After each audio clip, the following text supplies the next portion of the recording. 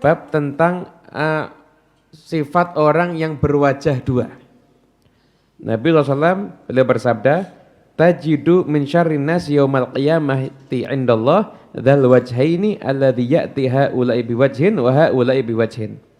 Kamu akan mendapati nanti orang yang paling buruk di sisi Allah di hari kiamat adalah orang yang bermuka dua, berwajah dua.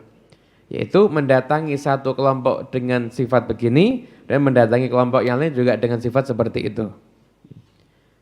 Para ulama mensyarahkan hadis ini mengatakan, jadi orang yang buruk di hari kiamat nanti itu orang berwajah dua. Jadi orang yang ketika datang ke kelompok ini, dia seakan-akan pro dengan kelompok itu.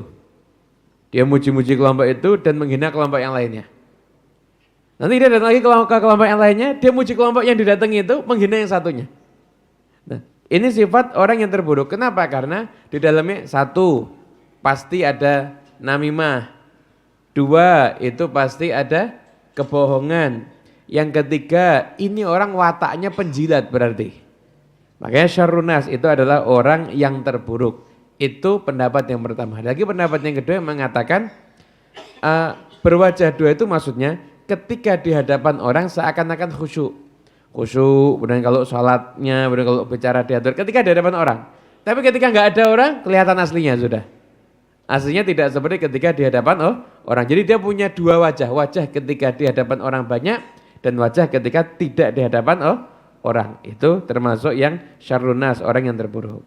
Nah, kemudian saya itu, apakah kita ini misalkan kalau nggak senang sama orang harus ketemu ya harus terang-terangan kita makan. Saya nggak suka sama kamu, harus dicaci maki dan sebagainya. Enggak begitu. Nabi Muhammad SAW itu sendiri juga pernah kedatangan tamu. Nabi nggak suka. Dia mengatakan bi'sa ibnul ashirah. Ini orang nggak baik ini. Tapi ketika ditemui sama Nabi mengatakan kalimat-kalimat yang lembut. Kalimat-kalimat yang sopan, halus, seakan-akan tidak ada apa-apa.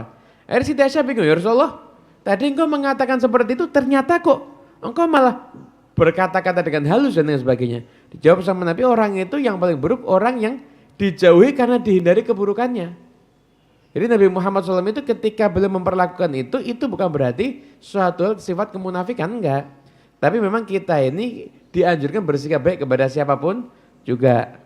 Dan kalau memang orang itu yang tadi dibicarakan buruk tadi, kalau sampai berbuat keburukan di depan Nabi, ya pasti akan dinasihati oleh Rasulullah SAW. Ketika dia datang dalam urusan biasa, dihadapi Nabi Muhammad SAW juga dengan urusan yang biasa. Nah, kemudian sifat berwajah dua ini bisa jadi baik dengan catatan ketika tujuan mendamaikan orang yang berselisih. Jadi ada dua orang berselisih dan didatangi, bilang sampai satunya, iya sikapmu sudah tepat, begini dan sebagainya. Seakan-akan dia dukung sini, tapi satu diarahkan. Tapi kamu juga harus ingat, itu kan saudara kamu sendiri, dia baik dan sebagainya. Jadi diarahkan.